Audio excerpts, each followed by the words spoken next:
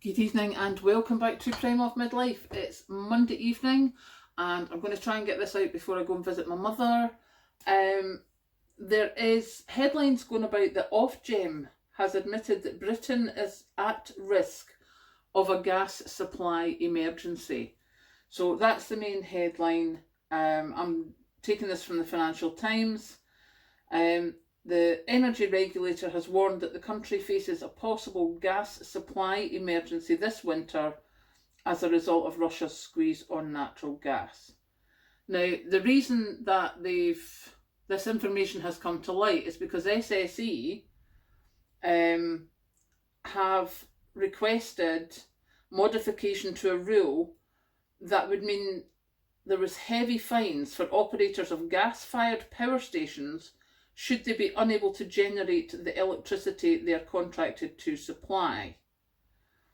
And the watchdog noted in the letter that they put out after this request that due to the war and gas shortages, there was a significant risk that gas shortages could occur during the winter. As a result, there is a possibility that Britain could enter into a gas supply emergency. Now remember, this is not just gas, because SSE run gas-powered electricity stations. So this would affect gas and electricity supplies.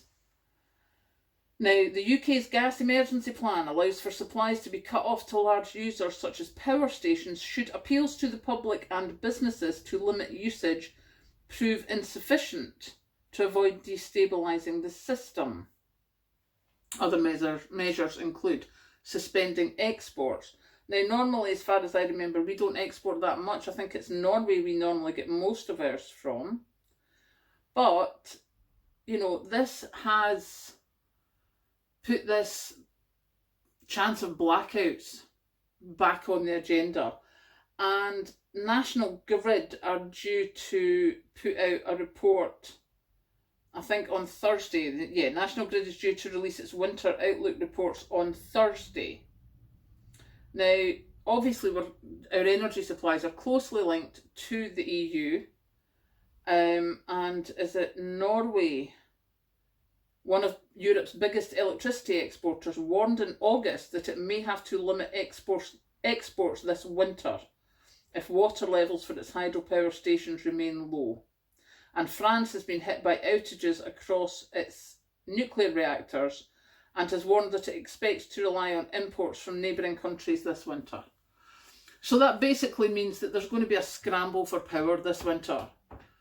So, prep more. Blankies, heated over blankets, heated electric blankets, scarves, gloves, you name it. But also think, I mean, I'm sitting here in an all-electric house, as I've told you before. That doesn't mean because the gas is going to be a problem that I'm going to be okay, because my electricity comes from gas-powered power stations. So even if your house is all electric, you're still going to struggle with this. So if you have gas central heating, how are you going to keep warm if the gas stops? How are you going to cook if you've got a gas cooker if the gas stops? Obviously, that's when you start looking at things like slow cookers, microwaves, etc. But certainly the gas central heating is going to be a big thing if we end up with a really cold winter.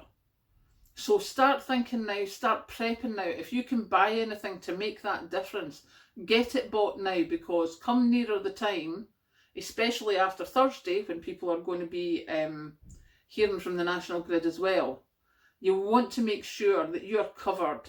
That if we have a blackout, which is now a distinct possibility, it's much closer than what we thought in August or July, I think it was, whenever I did the last video.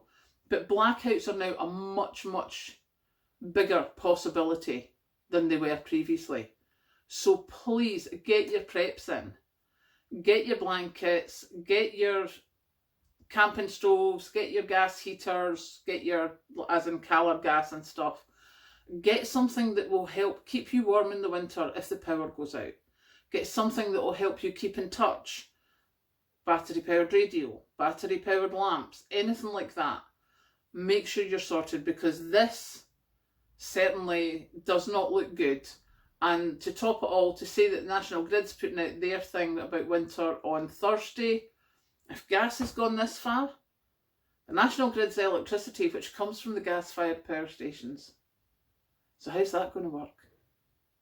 So yes, very quick video because I have to go and get ready to go and visit Mum. But yeah, I'm worried. I mean, I went round everybody in the office and said, if you've seen this, make sure you're sorted. Make sure you know what's coming. Make sure you know what you're expecting. You know, I need to go and get my Calor gas canisters. Now, I know I've got a wood burner, but I want the Calor gas canisters just in case, because I like to be prepared. So anything you can do, even things like, you know, if you don't have like canned meat or canned vegetables that you could heat over some tea lights, get some now. And I know some people will say I'm a doomsayer. I don't care. I'm the one that's going to be eating. I'm the one that's still not going to be freezing, because I will have everything racked and stacked in this place and various other places around about, like Patrick's and Kat's and Tracy's. It will all be there so that we are sorted. So please, please, take this seriously. The fact that SSE, one of the biggest providers of gas-fired power stations, has asked the regulator to change the regulations, that means they think they need to be changed because they think they're going to struggle. So please get yourself sorted and, you know, just make sure you've got as much as you can just in case, because I think blackouts are definitely a lot closer than they were a few months ago. So I will go now and I'll catch you later.